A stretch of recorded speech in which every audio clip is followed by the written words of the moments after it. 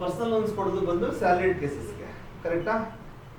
We give the loan for salaried people. Personal loan means it's purely salaried employees, correct? What is the minimum salary to give the loan? 19. No, Increed will give 15 and above, no? 19 and above, no?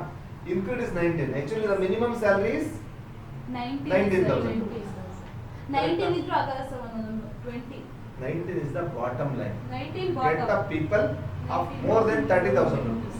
When you are getting more than the people who are getting the salary of more than 30,000 rupees, those people will be maximum eligibility will come. If the person is getting more than 50,000 rupees, eligibility is very beautiful. When CIBIL is good, the salary is good, there is no reason to reject the loan. When CIBIL is good, when salary is good, 100% you will get the loan eligibility. When the salary is bottom line, when CIBIL is not good, no use. By putting the login is no use. By the sake of login, you have to put it. ಹೆಸರಿಗೆ ಮಾತ್ರ login, ಒಳಗಡೆ ಏನಿರಲ್ಲ. ಈಗ ಹೆಂಗೆ ಹೇಳ್ತಾರೆ, ಕುಂಬಳಕಾಯಿ ಒಳಗಡೆ ಏನಿಲ್ಲ, ಕೊಳ್ಕೊ ಕುಂಬಳಕಾಯಿ ಅಂತಾರಲ್ಲ, ಆ ಥರ ಕುಂಬಳಕಾಯಿ ನೋಡಕ್ ಚೆನ್ನಾಗಿರುತ್ತೆ ಅಷ್ಟೇ, ಒಳಗಡೆ ಹುಳಗಳಿರುತ್ತೆ. ಈಗ ಹತ್ತಿ ಹಣ್ಣು ಹೆಂಗಿರುತ್ತೆ, ನೋಡಕ್ ಚೆನ್ನಾಗಿರುತ್ತೆ, ಒಳಗಡೆ ಹುಳಗಳು. ಇದು ಹಂಗಾಗುತ್ತೆ. ಸೊ ನಿಮ್ಗೆ ಯಾವತ್ತು 30,000 ಅಂಡ್ ಅಬೋ ಸ್ಯಾಲರಿ ಇತ್ತಂದ್ರೆ ನಿಮ್ಗೆ 100% ಎಲಿಜಿಬಿಲಿಟಿ. ನಿಮ್ಗೆ ರೇಷಿಯೋ ಕಡಿಮೆ ಆಗ್ಲಿ, ಗೆಟಿಂಗ್ ದ ಲೀಡ್ ರೇಷಿಯೋ ಕಡಿಮೆ ಆಗ್ಲಿ, not A problem. The whole day ಕೆಲಸ ಮಾಡಿ 2 ಲೀಡ್ಸ್ 55,000 ಸಿಕ್ಬಿಟ್ರೆ ಕ್ಲೋಸ್. ನಿಮ್ಮ ಹೋಲ್ ಮಂತ್ ಟಾರ್ಗೆಟ್ ಕ್ಲೋಸ್ ಆಗ್ಬಿಡುತ್ತೆ.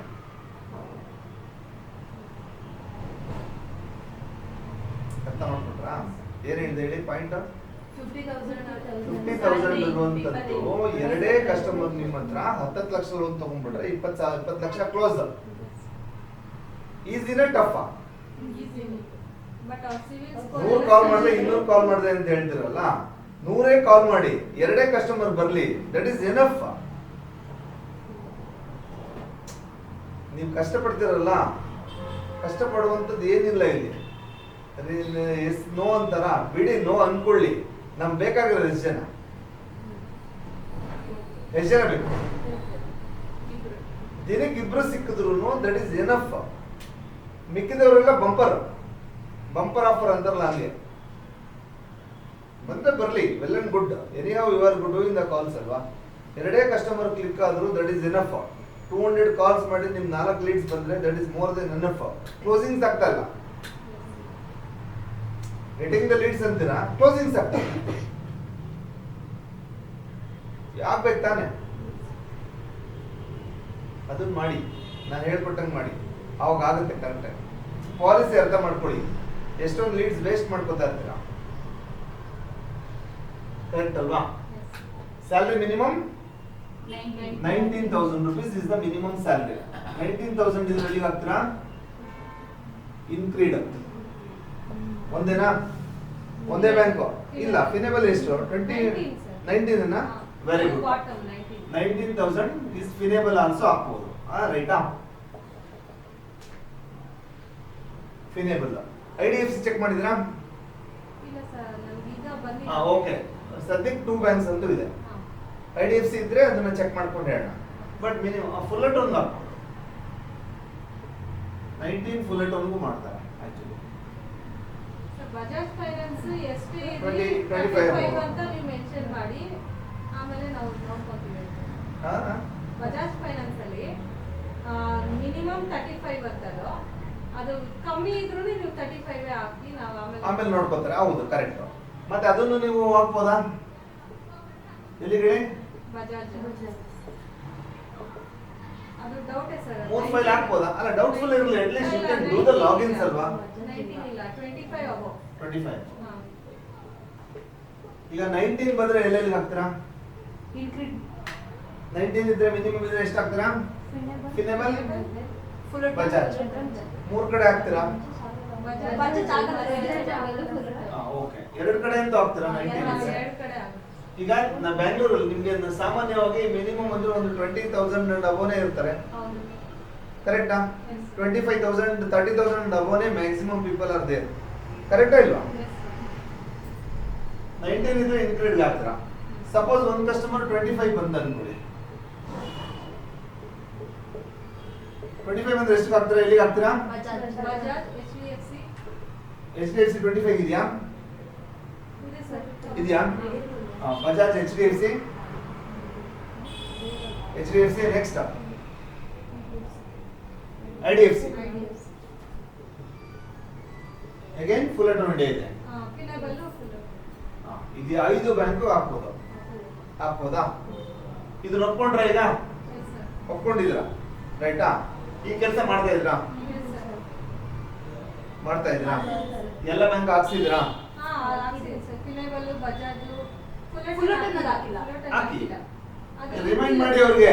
ಲಿಂಕ್ ಇಲ್ಲ ಸರ್ ನನ್ನ ಹತ್ರ ಅದು. ಅದಕ್ಕೆ ಲಿಂಕ್ ಇಲ್ಲ, ಡಾಕ್ಯುಮೆಂಟ್ ಅವ್ರು ಕಳ್ಸ್ಕೊಳ್ಳಿ, ಅವ್ನಿಗೆ ಹೇಳಿ ಪ್ರವೀಣ್ಗೆ, ಅವ್ರಿಗೆ ಮಾಡ್ತಾನ ಅವನು. ಬಂದಿ ಸ್ಯಾಲರಿ ಎಲ್ಲ ಅವ್ರಿಗೆ ಇಷ್ಟ ದಿನ ಅವ್ರಿಗೆ ಈಗ ನೋಡಿ 19 ನೋಡಿ, ಅರ್ಥ ಮಾಡ್ಕೊಳ್ಳಿ. 19ಗೆ we can put it in full to India also, ರೈಟಾ? ಈ ಪ್ರೊಫೈಲ್ ಅವ್ರು ಮಾಡೇ ಮಾಡ್ತಾರೆ, ರೈಟಾ? ಇದನ್ನ ನೀವು ಹಾಕ್ಬೇಕು. ಈಗ ಒಂದು ಫೈಲ್ ಅನ್ನ ನೀವು ಎಷ್ಟು ಬ್ಯಾಂಕ್ ಹಾಕ್ಬೋದು? 25,000 ಇದ್ರೆ ಮಿನಿಮಮ್ 4 ಬ್ಯಾಂಕ್. 5 ಬ್ಯಾಂಕು ಹಾಕ್ಬೋದು. ನೋಡಿ 5 ಇದೆ ಇಲ್ಲಿ. ಸರ್ ICICI ಗೆ ಹಾಕ್ಬೋದು. ICICI ಇದೆ. ಎಷ್ಟಾಯ್ತು ಈಗ? 5 ಆಯ್ತು. 6 ಆಯ್ತಲ್ವಾ? 6 ಆಯ್ತು. 3 6 7 ಆಗುತ್ತೆ ನೋಡ್ರಿ. 7 ಬ್ಯಾಂಕ್ಸ್ ಇದೆ ಇಲ್ಲಿ. ಈಗ ಮಿನಿಮಮ್ 25,000 ಇದ್ರೆ ಸ್ಯಾಲರಿ ICSC ನು ಅವರೇ ತಗೊಂತಾರೆ, ಪ್ರವೀಣ್ ಅವರು. ಪ್ರವೀಣ್ ಅವ್ರು ಮಾಡ್ತಾರೆ, ಬಟ್ ನೀವು ಮಾಡಿಸ್ಬೇಕು ಅದನ್ನ. ಅವ್ರಿಗೆ ಹಾಕಿ ಅಂತ ಹೇಳ್ಬೇಕಾ? ಮತ್ತೆ ಓಕೆ. ನೋಡಿ ಅರ್ಥ ಮಾಡ್ಕೊಳ್ಳಿ. ಈಗ ಪಾಲಿಸಿ ನೀವು ಪರ್ಫೆಕ್ಟ್ ಆಗಿ ಫಸ್ಟ್ ನೋಡಿ 25,000 ಸಂಬಳ ಇದೆ, ನೀವು ಕಳ್ಸ್ಬಿಟ್ಟು ಸುಮ್ಮನೆ ಆಗ್ತಾ ಇದೀರಲ್ವಾ? ಈ 5 ಬ್ಯಾಂಕ್ಗೂ ಹಾಕಿದಿರಾ? ಕೇಳ್ಬೇಕು ಅದನ್ನ. ಅಲ್ಲಿ ಏನಾಗುತ್ತೆ, ಅವ್ನ್ ಸಿವಿಲ್ ಪ್ರಾಬ್ಲಮ್ ಇದ್ದಾಗ ನೀವೇ ಕೇಳಕ್ಕಾಗಲ್ಲ. 5 ಬ್ಯಾಂಕ್ ಅಲ್ಲ, 1 ಬ್ಯಾಂಕ್ ಅಲ್ಲಿ ಹೋಗಲ್ಲ. ಹೌದು. ಅವ್ರು ಹೇಳ್ತಾರೆ ಸರ್ ಸಿಬಿಲ್ ಪ್ರಾಬ್ಲಮ್ ಇದೆ, ಯಾವುದಕ್ಕೂ ಆಗಲ್ಲ ಅಂತ ಹೇಳ್ತಾರೆ ಅವ್ರಿಗೆ. ಟೋಟಲ್ 5 ಬ್ಯಾಂಕು ಆಗಲ್ಲ. ಇಲ್ಲ, ಬಟ್ ಅವ್ರು ಸಿವಿಲ್ inform ಕ್ಲಿಯರ್ ಇದ್ದು, ಸ್ಯಾಲ್ರಿ ಕ್ಲಿಯರ್ ಇದ್ದು, ಹಾ. ಪಾಲಿಸಿಗೆ ಮ್ಯಾಚ್ ಆದಾಗ ನೀವು 5 ಬ್ಯಾಂಕು ಲಾಗಿನ್ ಮಾಡಿಸ್ಬೋದು, ಪ್ರಾಬ್ಲಮ್ ಇಲ್ಲ. ಅರ್ಥ ಆಯ್ತಾ? Yes. 5 ಬ್ಯಾಂಕ್ಗೂ ಲಾಗಿನ್ ಮಾಡಿದ್ರೆ ಎಲ್ಲಾದ್ರೂ ಅಪ್ರೂವಲ್ ಬರ್ಲಿ ಬಿಡಿ. ಒಂದೊಂದು ಬ್ಯಾಂಕ್ ಅಲ್ಲಿ 3 ಲಕ್ಷ ಬಂದ್ರು ಎಷ್ಟಾಯ್ತು? 3 lakhs ಇಂಟು 15 lakhs. 15 ಲಕ್ಷ ಆಯ್ತು. 5 ಲಕ್ಷ ಬಂದ್ರೆ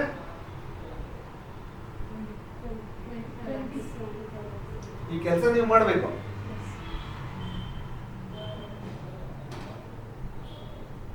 ಮಾಡಿದ್ರೆ ಎಷ್ಟು? ಅಷ್ಟಿಲ್ಲ ಸರ್. HDFC, ಪಿನಬಲ್ ನೀವು ಕ್ರಾಸ್ ಚೆಕ್ ಮಾಡಿ, why is not putting in that bank ಅಂತ. Why is not putting options ಇದೆ ಅಲ್ವೇನ್ರಿ? ಈಗ 25,000 ಸಂಬಳದ ಎಷ್ಟು ಫೈಲ್ ಲಾಗಿನ್ ಮಾಡಿದ್ರ? 25 ಎಷ್ಟು ಹಾಕಿದ್ರ ಲಾಗಿನ್ ಸರ್? ಎಷ್ಟು ಹಾಕಿದ್ರ? ಎಷ್ಟು ಫೈಲ್ ಕಳಿಸಿದ್ರ? 25 ಅಂತದ್ದು 25 ಬಂದು 2 ಸರ್. ಇಲ್ಲಿವರೆಗೆ ಬರೀ 2 ಲಾಗಿನ್ಸ್ ಆಗಿರೋದು. ಪರ್ಸನಲ್ ಲೋನ್ 2 ಬಂದಿದೆ. ಲಾಗಿನ್ 2 ಮಾಡಿರೋದು. ಹಾ. ಮತ್ ದಿನ ಹೇಳ್ತೀರಾ 4 ಇದೆ ಸರ್ 4 ಇದೆ ಸರ್ ಅಂತ. ಎಲ್ಲಿದೆ 4 ಹಂಗಾದ್ರೆ? 2 ಹಾಕಿರೋದು.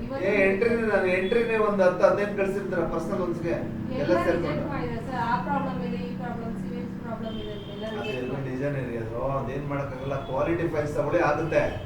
ನೀವು ಅಲ್ಲೇ ಫಿಲ್ಟರ್ ಮಾಡ್ಕೊಳ್ಳಿ ಫಸ್ಟ್. ಮೈನ್ ಏನ್ ಬೇಕಾಗಿರೋದು? ಪರ್ಸನಲ್ ಲೋನ್ಸ್ ಮೈನ್ ಬೇಕಾಗಿರೋದೇನೋ ಸಿಬಿಲ್ ಇಸ್ ವೆರಿ ಗುಡ್ ಇರಬೇಕು. 750 ಇದ್ರೆ ವೆಲ್ ಅಂಡ್ ಗುಡ್, 800 ಇದ್ರೆ ಇನ್ನ ಗುಡ್, 900 ಇದ್ರೆ ಇನ್ನ ಗುಡ್, 1000 ಇದ್ರೆ ಇನ್ನ ಗುಡ್, 700 ಮೇಲೆ ಇರ್ಬೇಕಲ್ಲ. 700 ಮೇಲೆ ಇರಬೇಕು. ಆ ಪಾಲಿಸಿ ಅರ್ಥ ಮಾಡ್ಕೊಂಡು ಅದ್ರ ಪ್ರಕಾರ ವರ್ಕ್ ಮಾಡಬೇಕು.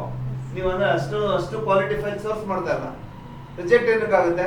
ಸಿಬಿಲ್ ಡಮಾರ್ ಆಗಿರೋದು ಆ ಥರದ್ದೆಲ್ಲ ಹಾಕಿದ್ರೆ ರಿಜೆಕ್ಟ್ ಆಗುತ್ತೆ. ನೀವು ಕಸ್ಟಮರ್ ಕೇಳ್ಕೊಂಡು ಲಾಗಿನ್ ಮಾಡಿಸಿ ಫಸ್ಟ್. ಕಸ್ಟಮರ್ ಎಲ್ಲರೂ ಲೋನ್ ತಗೊಳ್ಳಿ ಸರ್, ನೀಟಾಗಿ ಕಟ್ಕೊಂಡ್ ಬಂದಿರಾ, ಸಿಬಿಲ್ ನೋಡಿ ಚೆಕ್ ಮಾಡ್ಕೊಂಡಿದ್ದೀರಾ, ಎಷ್ಟಿದೆ ಸ್ಕೋರು ಎಲ್ಲ ಅವನ್ನೇ ಕೇಳ್ಕೊಳ್ಳಿ. ಇಲ್ಲ ನೀವೇ ಪೈಸಾ ಬಜಾರ್ ಫ್ರೀ ಆಗಿ ಸಿಗುತ್ತೆ ಸಿಬಿಲ್. ಎಂಟ್ರಿ ಮಾಡ್ಬಿಟ್ಟು ಸಿಬಿಲ್ ಚೆಕ್ ಮಾಡ್ಬಿಟ್ಟು ಲಾಗಿನ್ ಕೊಡಿ. ಅದು ಹೇಳ್ಕೊಡ್ತೀನಿ, ಅದನ್ನ ಹೇಳ್ಕೊಡ್ತೀನಿ. ಓಕೆನಾ? ಇಷ್ಟು ನೀವು ಹಾಕ್ಬೋದು, ಆಪ್ಷನ್ಸ್ ಇದೆ. ಅರ್ಥ ಆಯ್ತಾ? 25,000 ಇದ್ರೆ ಇಷ್ಟು ಹಾಕ್ಬೋದು 5 ಬ್ಯಾಂಕ್ಗೆ. ನಿಮಗೆ ಅಪ್ರೂವಲ್ ರೇಷಿಯೋ ಯಾವಾಗ್ಲೂ ಜಾಸ್ತಿ ಸಿಗೋದು ಯಾವಾಗ ಗೊತ್ತಾ? 35,000 ಇದ್ರೆ ನಿಮಗೆ ಅಪ್ರೂವಲ್ ರೇಷಿಯೋ ಜಾಸ್ತಿ ಸಿಗುತ್ತೆ. ಈ 19,000 22,000 labour department, D group employees, sweepers, BBMP employees ಇವರೆಲ್ಲ ಏನಂದ್ರೆ ಅಲ್ಲಿ ಅಪ್ರೂವಲ್ ಬರಲ್ಲ. ಅಲ್ಲಿ ನೋಡ್ಬೇಕು ಅದನ್ನ ಯಾವ ಗ್ರೂಪ್ ಅಲ್ಲಿ ಇದ್ದಾನೆ ಅಂತ. ಕ್ಲರ್ಕ್ ಈ ತರದವೆಲ್ಲ ಈಸಿಯಾಗಿ ಅಪ್ರೂವಲ್ ಬರುತ್ತೆ. ಡಿ ಗ್ರೂಪ್ ಎಂಪ್ಲಾಯೀಸ್ ಎಲ್ಲ ಅಪ್ರೂವಲ್ ಸ್ವಲ್ಪ ಕಡಿಮೆ. ಅದನ್ನು ನೋಡ್ಬೇಕು, ಅವ್ನ ಡೆಸಿಗ್ನೇಷನ್ಸ್ ಕೂಡ ಚೆಕ್ ಮಾಡ್ಕೋಬೇಕು. ಅರ್ಥ ಆಯ್ತಾ? ಈಗ ನನ್ ಕೇಳಿ, ಫೈಲ್ ಕಲೆಕ್ಟ್ ಆಯ್ತಂದ್ರೆ ನೀವು ಇಷ್ಟು ಬ್ಯಾಂಕ್ ಲಾಗಿನ್ ಮಾಡ್ಬೋದು. ಇದಿಷ್ಟೇ ಅಲ್ಲ, ಇನ್ನ ಬೇರೆ ಬೇರೆ ಬ್ಯಾಂಕ್ ಇದೆ, ಎಲ್ಲ ಅವನ ಹತ್ರ ಇದೆ. ಇನ್ಯಾವ್ದಿದೆ? ಸ್ಟ್ಯಾಂಡರ್ಡ್ ಚಾರ್ಟರ್ಡ್ ಬ್ಯಾಂಕ್ ಇದೆ, ಇಂಡಸ್ ಇಂಡ್ ಇದೆ, ಆದಿತ್ಯ ಬಿರ್ಲಾ ಇದೆ,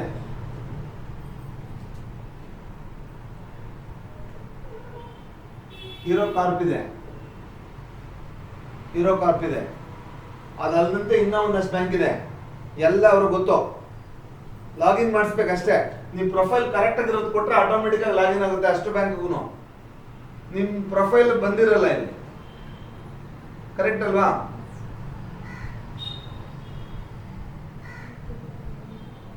ಎಷ್ಟು ಬ್ಯಾಂಕ್ ಆಯ್ತು ಈಗ?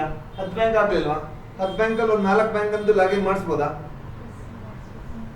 4 ಬ್ಯಾಂಕ್ ಲಾಗಿನ್ ಮಾಡಿದ್ರೆ ಸಾಕಲ್ಲನ್ರಿ?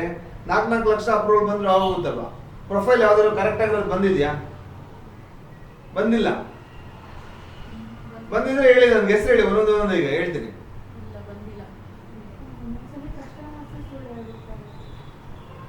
ನೋಡ್ರಿ, ನಾವು ಅದನ್ನ ಮ್ಯಾನೇಜ್ಮೆಂಟ್ ಮಾಡಕ್ಕೆ ಕೂತ್ಕೊಂಡಿರೋದು. ಕಸ್ಟಮರ್ ಸ್ಟೋರಿ ಕೇಳ್ಕೊಂಡು ಕೂತ್ಕೊಂಡು ಬಿಸ್ನೆಸ್ ಮಾಡಕ್ಕಾಗತ್ತಾ? ನಾವು ಕೂತ್ಕೊಂಡಿರೋದು ಏನಕ್ಕೆ? ನಮ್ಮ ರಿಕ್ವೈರ್ಮೆಂಟ್ ಏನಕ್ಕೆ ಬೇಕು ಅವನಿಗೆ, ಕಸ್ಟಮರ್ಗೆ? ಅದನ್ನ ಮ್ಯಾನೇಜ್ ಮಾಡಕ್ ತಾನೆ. ಅವನ ಹತ್ರ ಮಾತಾಡಿ ಕಮ್ಯುನಿಕೇಶನ್ ಇಲ್ಲ, ಬ್ಯಾಂಕ್ಗೆ ಅವನೇ ತಗೊಂತಾನೆ, ಅವ್ರವ್ರೇ ತಗೊಂಡಿದ್ರೆ ನಮ್ಮ ರಿಕ್ವೈರ್ಮೆಂಟ್ ಏನಕ್ಕೆ? ಆನ್ಲೈನ್ ಶಾಪಿಂಗ್ ಮಾಡಿರ್ತಾರ, ಕ್ಲಿಕ್ ಮಾಡಿದ್ರೆ ಡೆಲಿವರಿ ಕೊಡಂಗಿದ್ರೆ ನಮ್ಮ ರಿಕ್ವೈರ್ಮೆಂಟ್ ಏನಕ್ಕೆ? ನಮ್ಮ ಕೆಲಸ ಇರೋಲ್ಲ.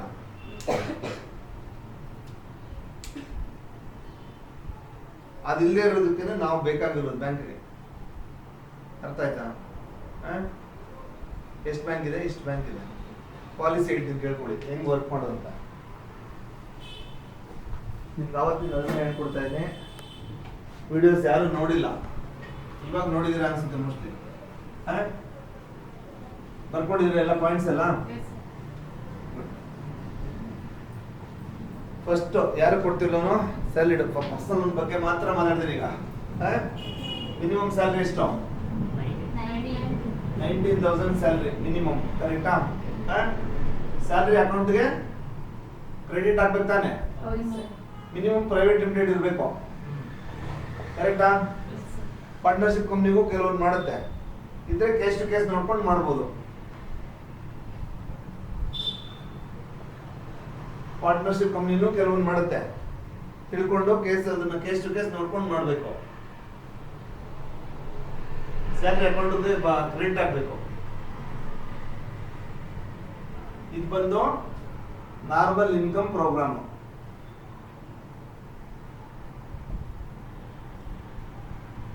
ಇನ್ಕಮ್ ಪ್ರೋಗ್ರಾಮ್ ಅಂತ ಹೇಳ್ತೀವಿ ನಾವು.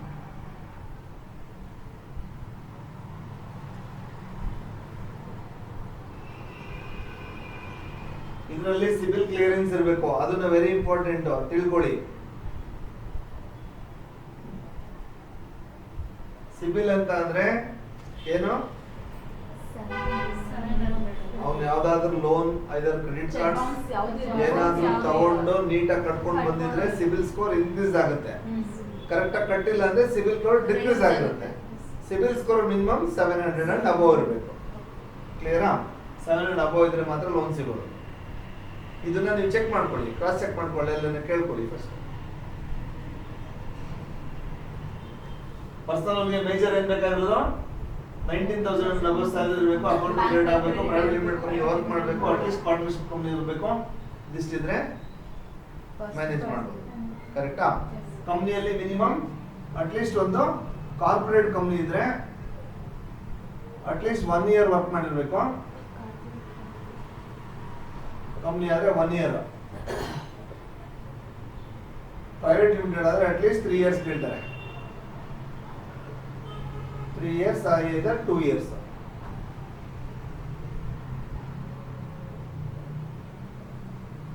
Two years either 3 years at least minimum experience ಇರಬೇಕು ಅವನಿಗೆ. ಡಾಕ್ಯುಮೆಂಟ್ಸ್ ಏನೇನು ಕಲೆಕ್ಟ್ ಮಾಡಬೇಕು ಗೊತ್ತಿದೆ ಗೊತ್ತಿಲ್ವಾ? ಗೊತ್ತಿದೆ, ಆದ್ರೂ ಒಂದ್ಸಲ ಹೇಳ್ಬಿಡ್ತೀನಿ. 3 month pay slips, 6 months bank statement, company ID card, PAN card, Aadhaar card, and company ID card, PAN card, Aadhaar card, photo. ಇದಿಷ್ಟು ಸಾಕು. Experience proof of 3 years or 2 years 1 year ಏನಿದೆ ಅಷ್ಟು ಕಲೆಕ್ಟ್ ಮಾಡ್ಕೋಬೇಕು. ಕಲೆಕ್ಟ್ ಮಾಡಿ ಏನ್ ಮಾಡ್ತೀರಾ, login ಕಳಿಸ್ತೀರಾ. ಅವಾಗ ನೀವು ಜಡ್ಜ್ ಮಾಡ್ಕೋಬೇಕು. ಹೆಂಗ್ ಜಡ್ಜ್ ಮಾಡ್ತೀರಾ? ಸ್ಯಾಲರಿ ಎಷ್ಟಿದೆ ಒಂದು 25,000 ಇದೆ ಎಕ್ಸಾಂಪಲ್ಗೆ, ಎಷ್ಟು ಬ್ಯಾಂಕ್ ಅಲ್ಲಿ ಹಾಕ್ತೀರಾ ನೀವು ಅದನ್ನ ನೋಡ್ಕೋಬೇಕು. 3 banks 4 banks 5 banks, that is up to you. ಕಸ್ಟಮರ್ನು ಕೇಳ್ಕೋಬೇಕು, ಸರ್ ಎಷ್ಟು ಬೇಕಿದೆ, ಇಂಥ ಕಡೆ ಹಾಕ್ತೀನಿ ಸರ್, ಒಂದು 3 ಕಡೆ ಹಾಕ್ತೀನಿ ನೋಡ್ಕೊಳ್ಳಿ. ಅದನ್ನ ಎಕ್ಸ್ಪ್ಲೇನ್ ಮಾಡಿ, ಆ ಕಮ್ಯುನಿಕೇಶನ್ ಮಾಡಿ, ಈ ಮ್ಯಾನೇಜ್ಮೆಂಟ್ ಮಾಡಿ ಕ್ಲೋಸ್ ಮಾಡಬೇಕು. ಅರ್ಥ ಆಯ್ತಾ ಈಗ?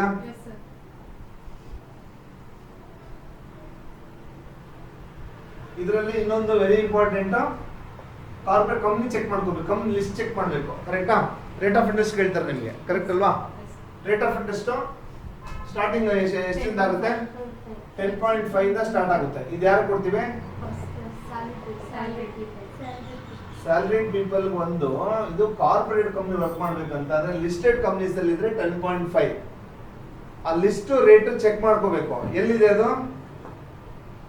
ಸಿಸ್ಟಮ್ ಅಲ್ಲಿ ಇದೆಯಾ ಇಲ್ವಾ? ಇದೆ. ಅದ್ರಲ್ಲಿ ಹಾಕೊಂಡು ಚೆಕ್ ಮಾಡ್ಕೊಂಡ್ರೆ ನಿಮ್ಗೆ ಗೊತ್ತಾಗುತ್ತೆ ಈ ಕಂಪ್ನಿ ಸೂಪರ್ ಕ್ಯಾಟೆಗ್ ಬರುತ್ತಾ, ಕ್ಯಾಟೆಗ್ ಬರುತ್ತಾ, ಪ್ರೈಮ್ ಬರುತ್ತಾ, ಯಾವ ಕ್ಯಾಟಗರಿಗೆ ಬರುತ್ತೆ ಗೊತ್ತಾಗುತ್ತೆ. ಓಪನ್ ಮಾರ್ಕೆಟ್ ಬರುತ್ತಾ ಅದು ಗೊತ್ತಾಗುತ್ತೆ. ಅದಾದ್ಮೇಲೆ ಅವ್ರಿಗೆ ರೇಟ್ ಆಫ್ ಇಂಟ್ರೆಸ್ಟ್ ಹೇಳ್ಬೇಕು. ಗೊತ್ತಾಯ್ತಲ್ವ ಇದು? ಐಡಿಯಾ ಬಂತಾ?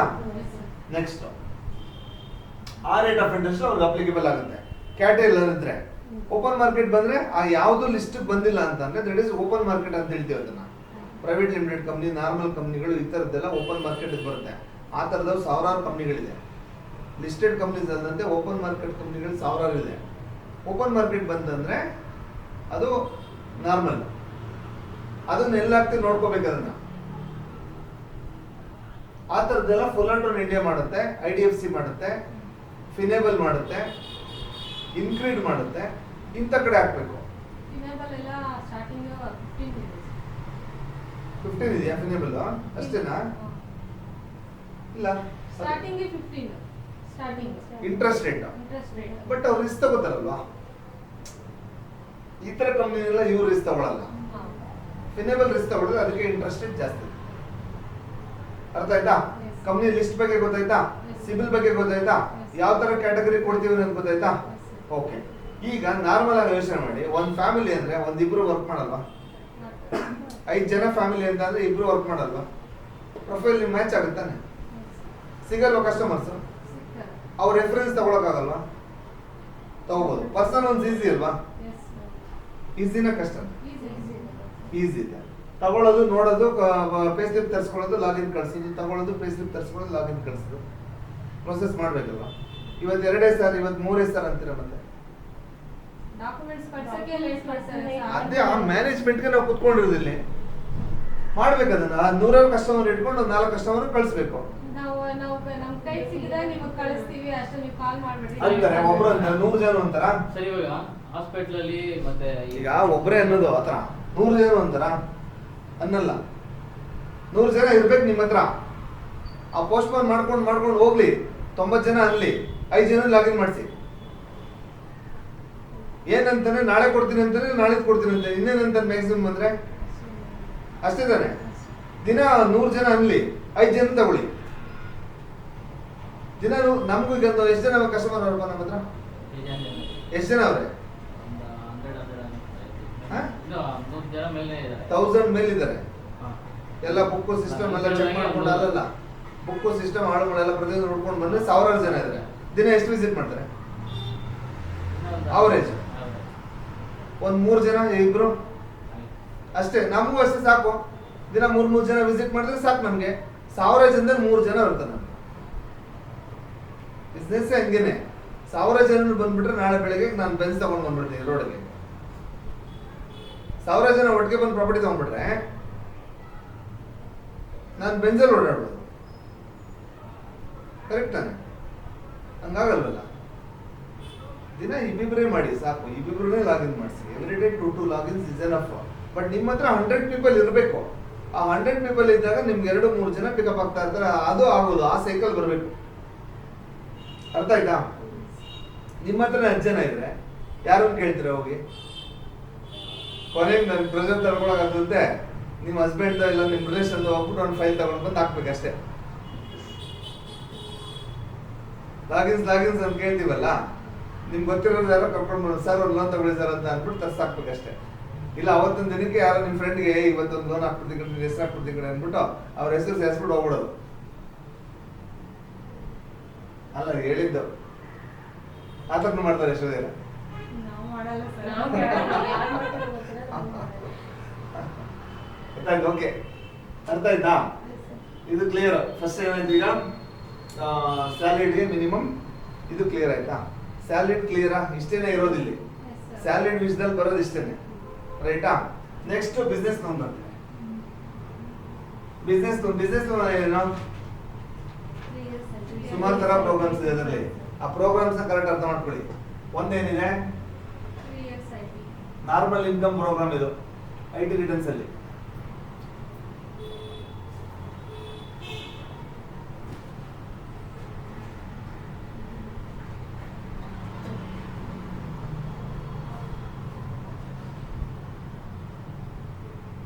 GST program,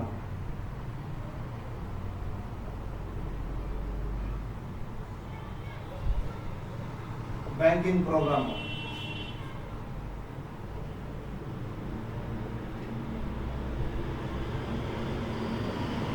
repayment ಸರಳೀಟ್,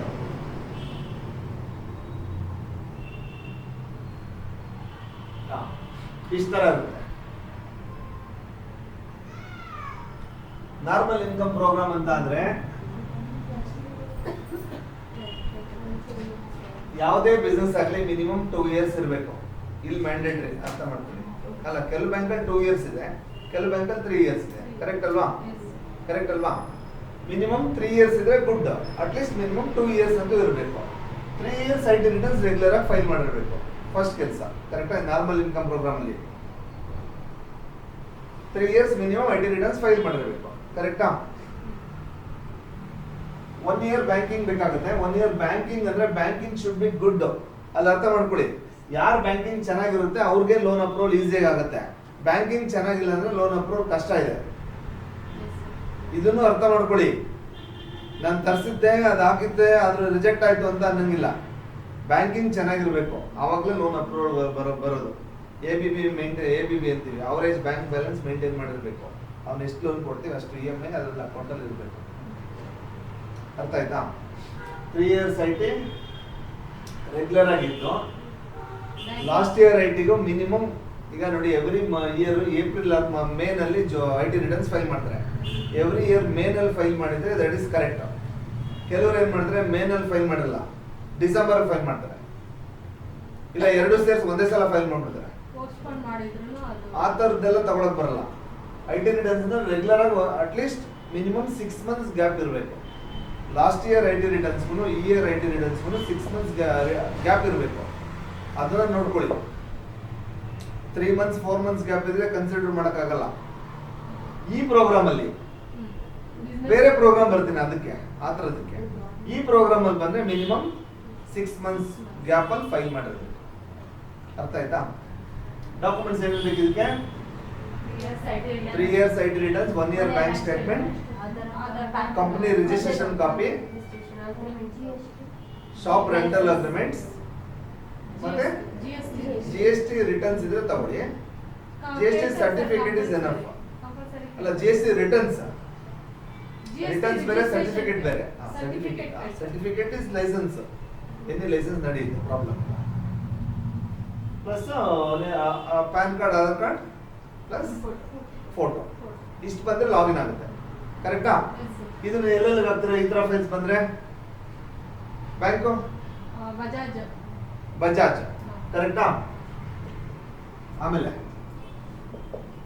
Bajaj next HDFC, HDFC next IDFC, IDFC very good super. ಆಮೇಲೆ ಫುಲ್ಲಟೋನ್ ಇಂಡಿಯಾ, ಫುಲ್ಲಟೋನ್ ಇಂಡಿಯಾ.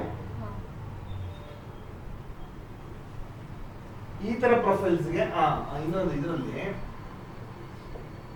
ಎರಡು ತರ ಕ್ಯಾಲ್ಕುಲೇಟ್ ಮಾಡೋದು. ಟರ್ನ್ ಓವರ್ ಬಂದು 1 ಕೋಟಿ ಮೇಲಿತ್ತಂದ್ರೆ ಇನ್ನ ಸುಮಾರು ಬ್ಯಾಂಕ್ ಇದೆ. ICICI, HDFC, Aditya Birla, standard chartered bank, Indus bank ಬರ್ತದೆ. IndusInd bank. ಕಾಂಟ್ಯಾಕ್ಟ್ ಇದೆಯಾ ಸರ್? ಹಾ, ಕೋಟಕ್ ಮಹೀಂದ್ರ, 1 crore ಮೇಲೆ ಇದೆ. 1 crore ಮೇಲೆ ಇದೆ. ಕೋಟಕ್ ಮಹೀಂದ್ರ,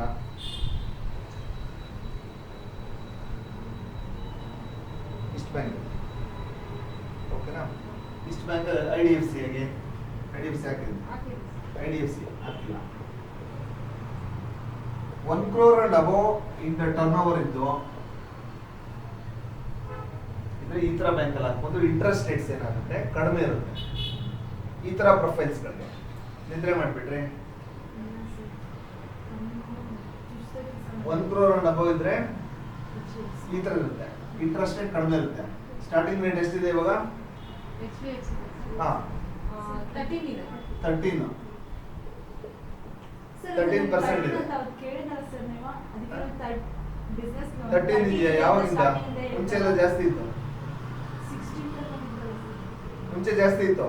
ಯಾರು 13 ಹೇಳಿದ್ಯಾರು? ಯಾರು ಕೇಳಿದ್ರು?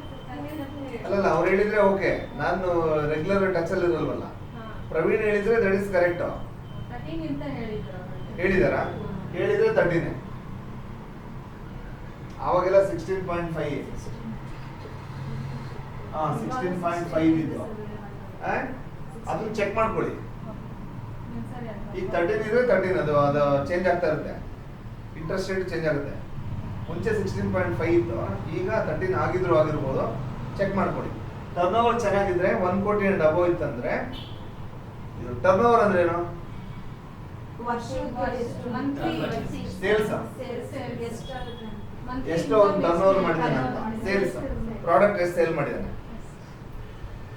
ಅದನ್ನ ಟರ್ನ್ ಓವರ್ ಅಂದ್ರೆ. ಅರ್ಥ ಆಯ್ತಾ? ಪುನಃ ಕ್ವಶನ್ಸ್ ಕೇಳಬೇಡಿ.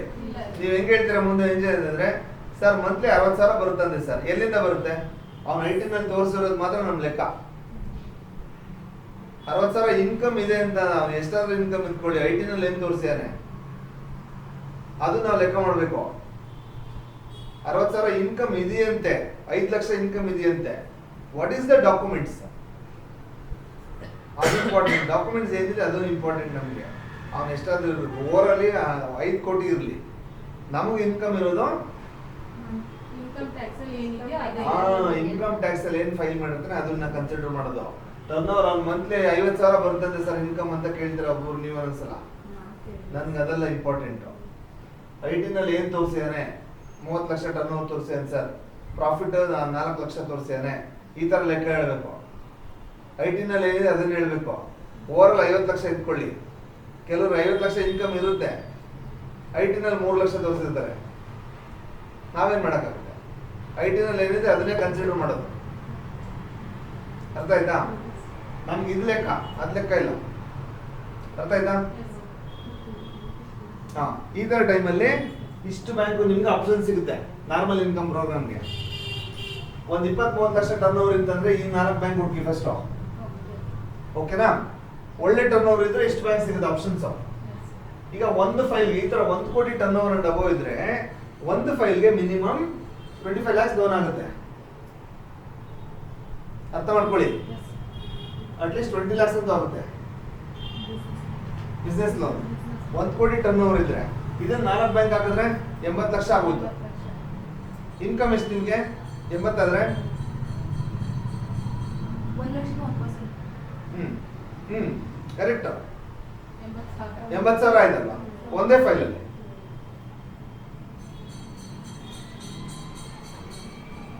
ನೀವು ಇದೆಲ್ಲ ಮರ್ತ್ಬಿಟ್ಟಿದ್ದೀರಾ. ಸ್ಯಾಲ್ರಿ ಬಂದ್ರೆ ಸಾಕಪ್ಪ,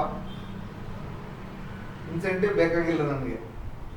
4 ಫೈಲ್ ಆಯ್ತಾ, ಟೆಸ್ಟ್ ಮಾಡೋಣ. 4 ಲೀಡ್ ಬಂತ ಇವತ್ತು, ಸುಮ್ಮನೆ ಹಾಕ್ಬೋಣ. ನಾಳೆ 4 ಕೊಟ್ಕೊಳ್ಳೋಣ. ಇದನ್ನ ಮಾಡಿ. ನಾನು ಏನಿಗೆ ವಾಲ್ಯೂಮ್ ಅಂದ್ರೆ ಇದಕ್ಕೆ ಒಂದೇ ಫೈಲ್ ನಿಮ್ಗೆ 80,000 ಪ್ರಾಫಿಟ್ ಕೊಡುತ್ತೆ. ಸಪೋಸ್ ಇನ್ನೊಂದು ಎಕ್ಸಾಂಪಲ್ ಕೊಡ್ತೀನಿ ನಿಮ್ಗೆ ಎಲ್ಲರಿಗೂ. ನೋಡಿ, ನೀವು ಇಷ್ಟೆಲ್ಲ ಮಾತಾಡ್ತಿರಲ್ಲ, ಸಪೋಸ್ ಒಂದು ಕಸ್ಟಮರ್ ನಿಮ್ಗೆ 80,000 ಸಿಗುವಂಥದ್ದು, ಈ ಸ್ಯಾಲ್ರಿ ಇರುವಂಥವ್ನೊಬ್ಬ ಸಿಕ್ಕಾಕೊಂಡ ಅನ್ಕೊಳ್ಳಿ. ಸಿಗ್ತಾರೆ.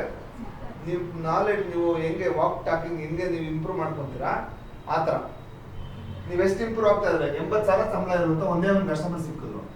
ಈ ಕಸ್ಟಮರ್ಗೆ ನಾವು 50 ಲಕ್ಷ ಲೋನ್ ಕೊಡ್ಬೋದು. ಹೆಂಗೆ ಅರ್ಥ ಮಾಡ್ಕೊಳ್ಳಿ. 80,000 ಸಂಬಳಗೆ ಮಿನಿಮಮ್ ಅಂತಂದ್ರೆ ನಾವು ಒಂದು 15 ಲಕ್ಷ ಲೋನ್ ಕೊಡ್ತೀವಿ ಒಂದು ಬ್ಯಾಂಕಲ್ಲಿ.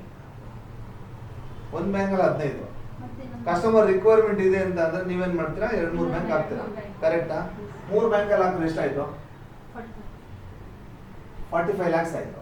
ನಿಮ್ದು ಇನ್ಕಮ್ ಎಷ್ಟಿದೆ? ನಿಮ್ಮ ಇನ್ಕಮ್ ಎಷ್ಟಿದೆ ಇದರಲ್ಲಿ? ಇದೆಯಾ? ಮಾಡ್ಬೋದಾ, ಮಾಡಕ್ಕಾಗಲ್ಲ? ಇದನ್ನ ಮಾಡಿ.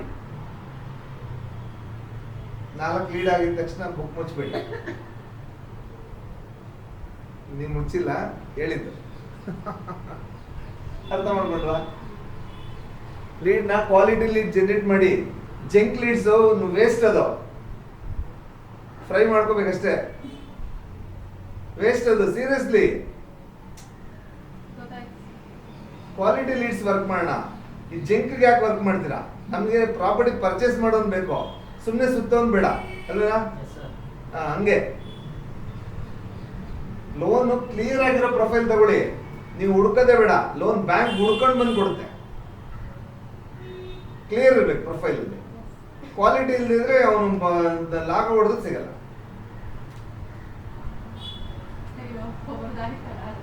ಆಗುತ್ತೆ. ನೀವು ಯಾವತ್ತೂ ಅರ್ಥ ಮಾಡ್ಕೊಳ್ಳಿ, ಪಾಸಿಟಿವ್ ಆಗಿ ಯೋಚನೆ ಮಾಡಿ, ಪಾಸಿಟಿವ್ ವರ್ಕ್ ಮಾಡಿ, ಎಲ್ಲ ಆಗುತ್ತೆ. Negative thoughts, negative thinking never ನಿಮ್ಮನ್ನು ಸ್ಪಾಯ್ಲ್ ಮಾಡುತ್ತೆ. ಅರ್ಥ ಮಾಡ್ಕೊಳ್ಳಿ. ನಿಮಗೆ ಬೇಕಿದ್ರೆ 100 ಕಂಪ್ನಿ ಸಿಗ್ಬೋದು. ಯಾರಿಗೆ ವ್ಯಾಲ್ಯೂ ಇದೆ ಅಂತ ಅಂದ್ರೆ the person who is performer. ಎಲ್ಲ ಕಂಪ್ನಿಲೂ ರೈಟ್ ರಾಂಗ ಕೆಲಸ 100 ಸಿಕ್ಕುತ್ತೆ. ನಿಮ್ಮ ಕ್ವಾಲಿಟಿ ಏನನ್ನೋದು ಇಂಪಾರ್ಟೆಂಟ್. ನಿಮ್ಮ ಕ್ವಾಲಿಟಿ ಇಂಪ್ರೂವ್ ಆದ್ರೆ ಅದೇ ಸಂಬಳ, ಅದೇ ಇನ್ಸೆಂಟಿವ್ ಇಲ್ಲೇ ಸಿಗುತ್ತೆ. ಸಿಗಲ್ಲ? ಸಿಗುತ್ತಿದ್ದಾನೆ. ಎಲ್ಲೇ ಹೋದ್ರು what we end of the day what we need, ನಮ್ಮ ಕ್ವಾಲಿಟಿ ಏನಿದೆ ಅನ್ನೋದು ಇಂಪಾರ್ಟೆಂಟ್. ನಮ್ಮ ಕ್ವಾಲಿಟಿ ಕೂತ್ಕೊಳ್ಳಿ ಆರಾಮ ಕೂತ್ಕೊಳ್ಳಿ. ನಮ್ಮ ನಾಲೆಡ್ಜ್ ಏನಿದೆ ಒಳಗಡೆ ಆರಾಮ ಕೂತ್ಕೊಳ್ಳಿ, ಜಾಗ ಇಲ್ವಾ? ಕೂತ್ಕೊಳ್ಳಿ. ನಮ್ಮ ನಾಲೆಡ್ಜ್ ಏನಿದೆ, ನಾವು ವಾಟ್ ವಿ ಆರ್, ನಮ್ಮ ಸ್ಕಿಲ್ಸ್ ಎಷ್ಟಿದೆ ಅನ್ನೋದ್ರ ಬಗ್ಗೆ ಯೋಚನೆ ಮಾಡಿ. ಫಸ್ಟ್ ನನ್ನ ಸ್ಯಾಲ್ರಿ ಒಂದು 50,000 ಕೊಡಿ ಸರ್ ಅಂತ ಕೇಳಬೇಕಾದ್ರೆ ನನ್ನ ಸ್ಕಿಲ್ಸ್ ಏನು, what we I contribute to the company ಅನ್ನೋದು ನೋಡಬೇಕು.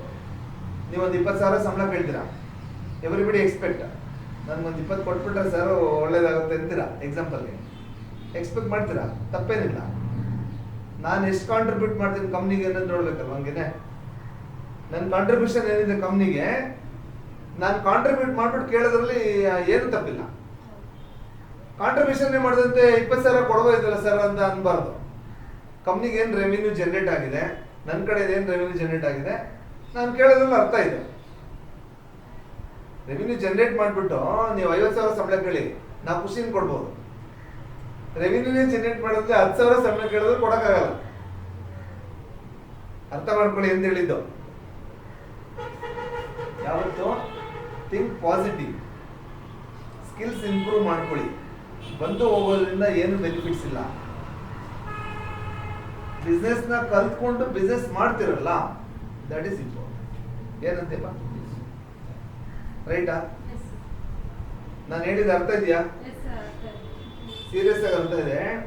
ಇದನ್ನ ಮಾಡಿ ಯಾವತ್ತು. ಅದನ್ನ ಮಾಡಿದ್ರೆ ಯಾವತ್ತು ಮೇಲ್ಗಡೆ ಬರ್ತೀರಾ. Everything will change. ನಾನು ಸ್ಯಾಲ್ರಿ ಕೊಟ್ರೆ ನಿಮ್ಗೆ ಏನಾಗುತ್ತೆ? ಜಾಸ್ತಿ ಸ್ಯಾಲ್ರಿ ಕೊಟ್ರೆ ಏನಾಗುತ್ತೆ? ಚೇಂಜಸ್ ಏನಾಗುತ್ತೆ ಹೇಳಿ? ಏನೇನಾಗುತ್ತೆ? ಸಪೋಸ್ ಇವ್ರಿಗೆ ಒಂದು 25,000 ಫಿಕ್ಸ್ ಮಾಡ್ಬಿಟ್ಟೆ ಎಕ್ಸಾಮ್, ಏನಾಗುತ್ತೆ ಚೇಂಜಸ್? ಇನ್ನೂ ಒಳ್ಳೆ ಇಂಟೆನ್ಷನ್ ಬರುತ್ತೆ ಕೆಲಸ ಮಾಡ್ತಾರೆ. 25,000 ಫಿಕ್ಸ್ ಮಾಡ್ಬಿಡಿ. 25,000 ಏನೇನು ಚೇಂಜಸ್ ಆಗುತ್ತೆ ನಿಮ್ಗೆ? 25,000 ಮಾಡ್ಬಿಟ್ಟೆ. ಕೆಲಸ ಮಾಡಬೇಕು ಅನ್ಸುತ್ತೆ. ಎಲ್ಲಾದ್ರೂ ಹೆಲ್ಪ್ ಆಗಿರಬೇಕು ಅಂದ್ರೆ 25,000 ಬರುತ್ತಲ್ಲ ಸಾಕು ಅಷ್ಟೇ ವಾಕ್ ಮಾಡಬೇಕು. ಕೆಲವು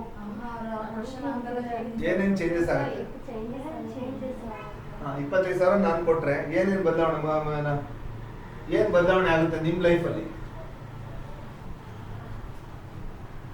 ನಿಮ್ ಲೈಫಲ್ಲಿ ಏನ್ ಬದಲಾವಣೆ ಆಗುತ್ತೆ ಪ್ರಾಬ್ಲಮ್ ಸ್ವಲ್ಪ ಸಾಲ್ವ್ ಆಗುತ್ತೆ ಅಲ್ವಾ? ಪ್ರಾಬ್ಲಮ್ ಸಾಲ್ವ್ ಆಗುತ್ತೆ. ಗಾಡಿ ಗಿಡಿ ತಗೋಬೇಕು. ಆಮೇಲೆ ಅದು ಚೆನ್ನಾಗಿ ಮತ್ತೆ ವರ್ಕ್ ಮಾಡಿದ್ರೆ ಚೆನ್ನಾಗಿ ಸ್ಯಾಲರಿ ಸಿಗ್ಬೋದು ಏನೋ ಅಂತ ಒಂದು ಇಂಟೆನ್ಷನ್ ಇರುತ್ತೆ.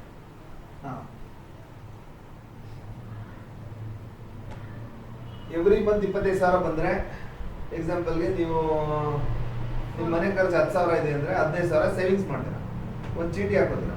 ದಟ್ ಈಸ್ ಫಾರ್ ಸೇವಿಂಗ್ಸ್ ಅಲ್ವಾ? ಮಕ್ಕಳು ಸ್ಕೂಲ್ ಫೀಸ್ಗಳು ಕಟ್ತೀರಾ, ರೆಗ್ಯುಲರ್ ಕಮಿಟ್ಮೆಂಟ್ ಇಟ್ಕೋತೀರಾ, ಡ್ರೆಸ್ಗಳು ಜಾಸ್ತಿ ತಗೋತೀರಾ. ಎಕ್ಸಾಂಪಲ್ ಜಾಸ್ತಿ ತಗೋತೀರಾ ಅಂತ ಅಂದ್ರೆ ಕಂಫರ್ಟ್ ಆಗಿ ತಗೋತೀರಾ, ಅಡ್ಜಸ್ಟ್ಮೆಂಟ್ ಅಲ್ಲಿ ಮಾಡಲ್ವಲ್ಲ. ಬಸ್ಸಲ್ಲಿ ಬರೋರು ಗಾಡೀಲಿ ಬರ್ಬೋದು. ಹಾ, ಗಾಡಿ ತಗೋತೀರಾ, ಇನ್ ಟೈಮ್ ಬರ್ತಿರೋ ಅದು ಬರ್ತೀರಾ. ನಿಮ್ಮ ಹಸ್ಬೆಂಡ್ಗೆ ಏನೋ ಕೊಡಿಸ್ತೀರಾ ಗಿಫ್ಟ್, ಖುಷಿ ಕೊಡುತ್ತೆ. ಎಕ್ಸಾಂಪಲ್ ಹೇಳಿದ್ದು, ಸಮಥಿಂಗ್ ವಿಲ್ ಚೇಂಜ್. ನಿಮ್ಮ ಅಮ್ಮನ ಕೊಡ್ತೀರಾ ತಗೊಂಡೋಗಿ, ನಿಮ್ಮ ಮದರ್ ಕೊಡ್ತೀರಾ ಹೋಗಿ, ಖುಷಿ ಪಡ್ತಾರೆ. ಈಗಾಗುತ್ತಾ? ನಿಮ್ಮ ಖರ್ಚಿಗೆ ಸಾಕಾಗಲ್ಲ. ಚೇಂಜಸ್ ಮಾಡ್ಕೋಬೇಕು ತಾನೆ. ಹಂಗೆ ಹೋಗಿ ಮುಂದಕ್ಕೆ. ಯಾರೋ ಕೆಲವರು ನೆಗೆಟಿವ್ ಪೀಪಲ್ ಒಂದಷ್ಟು ಜನ ಇರ್ತಾರೆ. ಎಲ್ಲರೂ ಬಂದು ನಿಮ್ಮನ್ನ ಅವ್ರೇನು ಇದು ಮಾಡಲ್ಲ, ನಿಮ್ ಕಷ್ಟಕ್ಕೆ ಆಗ್ತಾರ, ಬಂದು ಮಾತಾಡ್ಬಿಟ್ಟು ಹೋಗ್ತಾರೆ ಅಷ್ಟೇ. ಕರೆಕ್ಟಾ? ಮಾತಾಡ್ಬಿಟ್ಟು ನಿಮ್ ತಲೆ ಒಳಗಡೆ ಏನೋ ಒಂದು ಹುಳ ಬಿಟ್ಬಿಟ್ಟು ಹೊರಡ್ತಾರೆ. ಏನೇ ಮಾಡ್ತೀಯ ಬರ ಇಲ್ಲಿ ಕುತ್ಕಳೆ ಸ್ವಲ್ಪ ನಡೀತೆ, ಏನ್ ಸರ್ ಇಲ್ಲಲ್ಲ, 4 ಲೀಡ್ ಕೊಟ್ರೆ ಸಾಕು ಸರ್, ಸುಮ್ಮನೆ ಆಯ್ತು.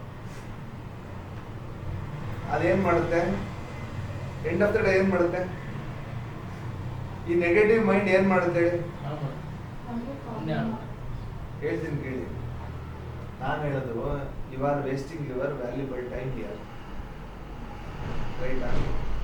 ಅದು ಯೂಸ್ ಆಗ್ಬೇಕಾ ವೇಸ್ಟ್ ಆಗ್ಬೇಕಾ? 100% ಯೂಸ್ ಆಗ್ಬೇಕು. ನೀವು 7 hours ವರ್ಕ್ ಮಾಡ್ತೀರಾ ಎವ್ರಿ ಡೇ ಅಂತ ಅಂದ್ರೆ, 8 hours ವರ್ಕ್ ಮಾಡ್ತೀರಾ ಅಂತ ಅಂದ್ರೆ, ಆ ವ್ಯಾಲ್ಯೂಬಲ್ ಟೈಮ್ ಯೂಸ್ ಆಗ್ಬೇಕಾ ವೇಸ್ಟ್ ಆಗ್ಬೇಕಾ?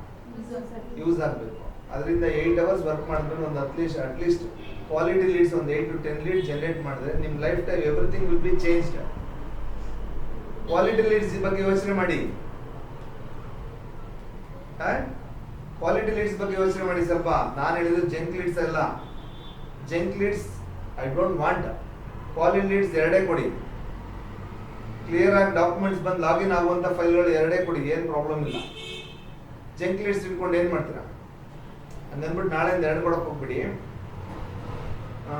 ಏನೇ ಅದ್ರ ಅರ್ಥ ಇಷ್ಟೇನೆ. ಆ 8 ಲೀಡ್ಸ್ ಇಟ್ಕೊಳ್ಳಿ, 2 ಲಾಗಿನ್ ಮಾಡಿ ಕ್ವಾಲಿಟಿ ಲೀಡ್ಸ್. ಅದೇನ್ ಮಾಡುತ್ತೆ? ನಿಮ್ಮನ್ನ ಚೇಂಜ್ ಮಾಡುತ್ತೆ, ಕಂಪ್ನಿಗೆ ರೆವಿನ್ಯೂ ಜನರೇಟ್ ಮಾಡುತ್ತೆ. ಜಂಕ್ ಲೀಡ್ಸ್ ಸೇಕಾಗಿ ಎಂಟ್ರಿ ಮಾಡಿಸಿ ಹೋಗೋದೇ ಅರ್ಥ ಇಲ್ಲ.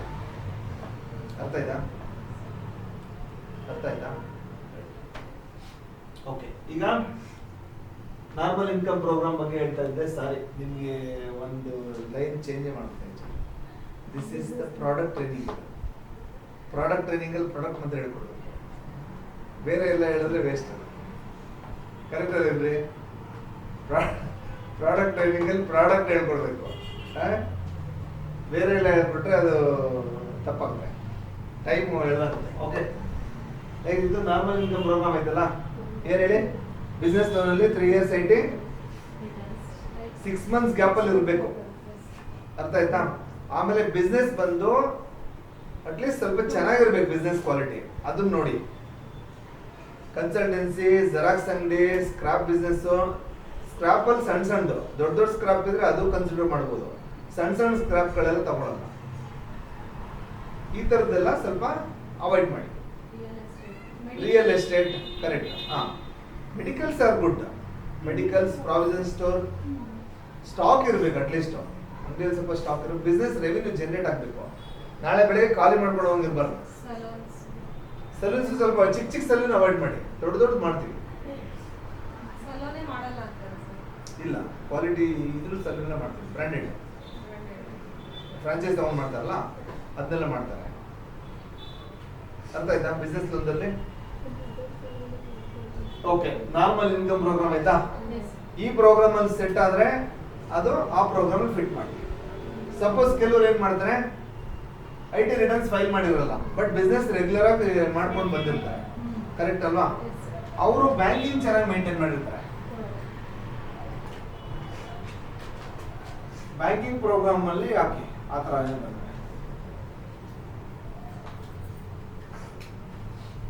IT ರಿಟರ್ನ್ಸ್ ರೆಗ್ಯುಲರ್ ಆಗಿ ಫೈಲ್ ಮಾಡಿರಲ್ಲ, ಬಟ್ ಅವನು IT ರಿಟರ್ನ್ಸ್ ಫೈಲ್ ಮಾಡಿಲ್ಲ ಅಂದ್ಬಿಟ್ಟು ಲೋನ್ ಮಾಡಕ್ಕಾಗಲ್ಲ ಅಂತೇನಿಲ್ಲ. ಅವಾಗ ಬ್ಯಾಂಕಿಂಗ್ ಚೆನ್ನಾಗಿದೆ ಅಂತ ಕೇಳ್ಕೊಡಿ. 3 years IT ರಿಟರ್ನ್, 3 years ಮುಂಚೆ ಅವನು ಏನಾದ್ರು ಬಿಸ್ನೆಸ್ ಸ್ಟಾರ್ಟ್ ಮಾಡಿದ್ರೆ, 3 years ಮುಂಚೆ ಅವನು ಬಿಸ್ನೆಸ್ ಏನಾದ್ರು ಇದು ಮಾಡ್ಕೊಂಡಿದ್ದು, ಲೈಸೆನ್ಸ್ ರಿಜಿಸ್ಟ್ರೇಷನ್ ಮಾಡಿ ಇದು 3 ವರ್ಷದ ರನ್ನಿಂಗ್ ಮಾಡ್ಕೊಂಡಿದ್ರೆ, ಬ್ಯಾಂಕಿಂಗ್ ಚೆನ್ನಾಗಿದ್ರೆ we can put it under banking program. Banking ಚೆನ್ನಾಗಿರ್ಬೇಕು ಇದರಲ್ಲಿ, ಅರ್ಥ ಆಯ್ತಾ? ಬ್ಯಾಂಕಿಂಗ್ ಚೆನ್ನಾಗಿದ್ರೆ ಬ್ಯಾಂಕಿಂಗ್ ಪ್ರೋಗ್ರಾಮ್ ಹಾಕ್ಬೇಕು. ಈಗ IT ರಿಟರ್ನ್ಸ್ ಮ್ಯಾಂಡೇಟರಿ ಏನಿಲ್ವಲ್ಲ, ಬೇಕಿಲ್ಲ. ಈಗ ಬ್ಯಾಂಕಿಂಗ್ ಚೆನ್ನಾಗಿದ್ರೆ ಮಾಡ್ಬೋದಾ? ಕರೆಕ್ಟಾ? Another program you got it. ಎಲ್ಲರಿಗೂ IT ಬೇಕೇ ಬೇಕಂತಿಲ್ಲ. ಈಗ ಬ್ಯಾಂಕಿಂಗ್ ಚೆನ್ನಾಗಿದ್ರು ಮಾಡ್ಬೋದು, ಕರೆಕ್ಟಾ?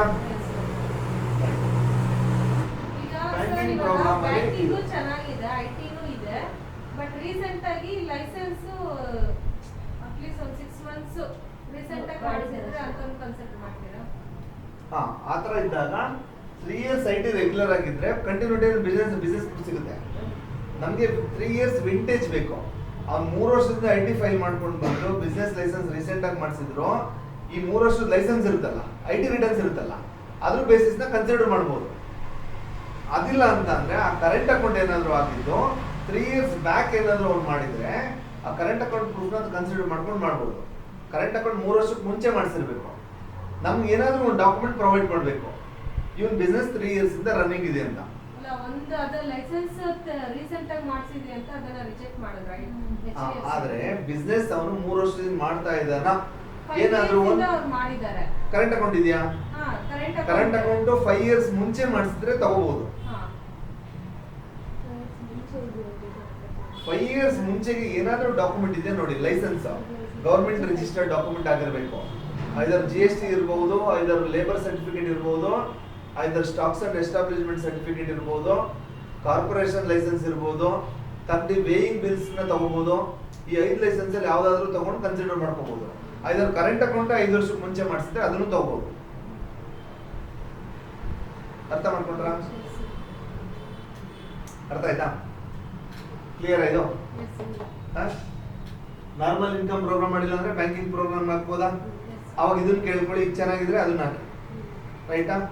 Next GST program. GST return normal ಆಗಿ ಎವ್ರಿಬಡಿ ಫೈಲ್ ಮಾಡ್ತಾರೆ, ಎವ್ರಿ ಮಂತ್ ಫೈಲ್ ಮಾಡ್ಕೊಂಡು ಬರ್ತಾರೆ. ಅವ್ರು ರೆಗ್ಯುಲರ್ ಆಗಿ IT ರಿಟರ್ನ್ಸ್ ಮಾಡಿಲ್ಲ, ಬ್ಯಾಂಕಿಂಗ್ ಸುಮಾರಾಗಿದೆ, GST ರೆಗ್ಯುಲರ್ ಆಗಿ ಮಾಡ್ಕೊಂಡು ಬರ್ತಾನೆ ಅಂತ ಅಂದ್ರೆ 1 year GST ಬಿಲ್ಲು ಮಾಡ್ಬೋದು. GST ರಿಟರ್ನ್ಸ್ ಎಲ್ಲದಕ್ಕೂ ಬಿಸ್ನೆಸ್ ಪ್ರೂಫ್ 3 years ಇರಬೇಕು. GST ಪ್ರೋಗ್ರಾಮ್ ಅಲ್ಲಿ ಮಾಡ್ಬೋದು ಬಜಾಜ್ ಅಲ್ಲಿ. ಮತ್ತೆ ಕೇಳ್ಕೊಳ್ಳಿ, ಈ ಪ್ರೋಗ್ರಾಮ್ ಎಲ್ಲ ಎಲ್ಲೆಲ್ಲಿದೆ ಚೆಕ್ ಮಾಡ್ಕೊಳ್ಳಿ, ಪ್ರವೀಣ್ ಗೊತ್ತಿರ್ತಲ್ಲ. ಅರ್ಥ ಆಯ್ತಾ? GST ಪ್ರೋಗ್ರಾಮ್ ಗೊತ್ತಾಯ್ತಾ? GST ರಿಟರ್ನ್ಸ್ 1 year ಇರಬೇಕು ಸರ್. 1 year.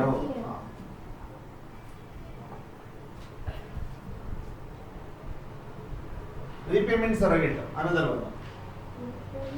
ಈಗ ಯಾವ್ದಾದ್ರು ಲೋನ್ಗಳು ಆಲ್ರೆಡಿ ಕಟ್ಕೊಂಡ್ ಬಂದಿರ್ತಾನೆ, ಮುಂಚೆ ಲೋನ್ಗಳು, ಪರ್ಸನಲ್ ಲೋನ್ಸ್, ಕಾರ್ ಲೋನ್ಸ್ ಎಲ್ಲ ತಗೊಂಡಿರ್ತಾರೆ.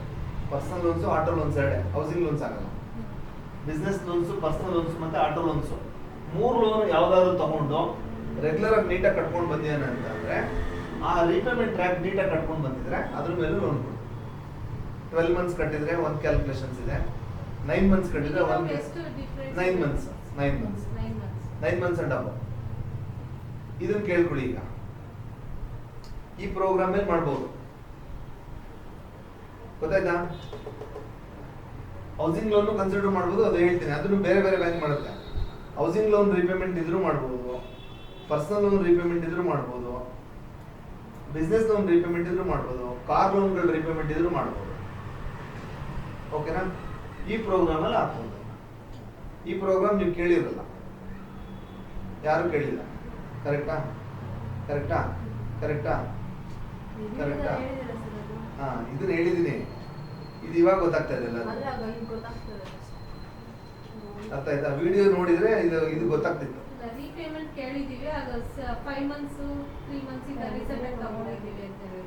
ಈ ಪ್ರೋಗ್ರಾಮ್ ಇದೆ, ಹಾ. ಇದನ್ನ ನೀವು ನೋಡಿಲ್ಲ, ಇಲ್ಲ ಇವಾಗ ಕೇಳ್ತಾರೆ ಸರ್. ಗೊತ್ತಿಲ್ಲ ಇವ್ರಿಗೆ. ಯಾಕೆ ಗೊತ್ತಿಲ್ಲ ಅಂತಂದ್ರೆ ನೀವು ನೋಡಿಲ್ಲಲ್ಲ ಕಂಪ್ಲೀಟ್ ಆಗಿ ವಿಡಿಯೋ. 2 ವಿಡಿಯೋ ನೋಡಿ ಮಲ್ಕೋತಾ ಇದ್ರಲ್ಲ.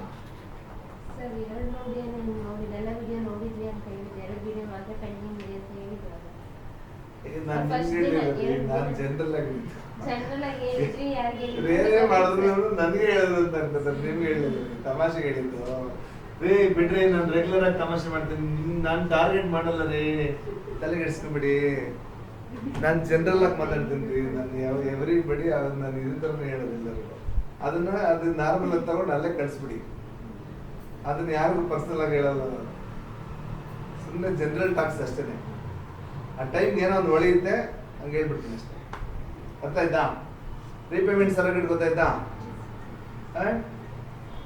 Next banking program, GST program, repayment program, ಇಷ್ಟೂ ಮಾಡ್ಬೋದು. ಎಲ್ಲದಕ್ಕೂ ಸಿಬಿಲ್ ಕ್ಲಿಯರೆನ್ಸ್ ಇರಬೇಕು, ಅರ್ಥ ಮಾಡ್ಕೊಳ್ಳಿ. ಅರ್ಥ ಆಯ್ತಾ? ಈಗ ಅರ್ಥ ಆಯ್ತಾ ಪ್ರೋಗ್ರಾಮ್ಸು? Yes, sir. ಈಗ IT ರಿಟರ್ನ್ಸ್ ಇಲ್ಲ ಅಂತ ಅಂದ್ರೆ GST ಪ್ರೋಗ್ರಾಮ್ ಅಲ್ಲಿ ಟ್ರೈ ಮಾಡಿ, ಅದಿಲ್ಲ ಅಂತ ಅಂದ್ರೆ ರೀಪೇಮೆಂಟ್ ಸರ್ಟಿಫಿಕೇಟ್ ಮೇಲೆ ಟ್ರೈ ಮಾಡಿ, ಅದಿಲ್ಲ ಅಂದ್ರೆ ಬ್ಯಾಂಕಿಂಗ್ ಪ್ರೋಗ್ರಾಮ್ ಅಲ್ಲಿ ಟ್ರೈ ಮಾಡಿ. ಸಿಗುತ್ತಾ ಕಸ್ಟಮರ್ಸ್? ತುಂಬಾ ಸಿಗ್ತಾರೆ. ಇವಾಗ ನೀವು ಇದ್ರ ಮೇಲೆ ವರ್ಕ್ ಮಾಡ್ತೀವಿ. ಅರ್ಥ ಆಯ್ತಾ? ಪ್ರೋಸೆಸ್ ಇದು ಪ್ರೋಗ್ರಾಮ್ಸ್ಗಳಾಯ್ತು. ಪ್ರೋಸೆಸ್ ಅರ್ಥ ಮಾಡ್ಕೊಳ್ಳಿಲ್ಲ. ಈಗ ಪ್ರೋಸೆಸ್ ಅಂದ್ರೆ ಇವಾಗ ನಿಮ್ಗೆ ಗೊತ್ತಾಗಿದೆ ಆಲ್ರೆಡಿ, ಈಗ ಸ್ವಲ್ಪ ಅರ್ಥ ಆಗ್ತಾ ಇದೆ. ಬಟ್ ನೋಡಿ, ಅರ್ಥ ಮಾಡ್ಕೊಳ್ಳಿ. First documents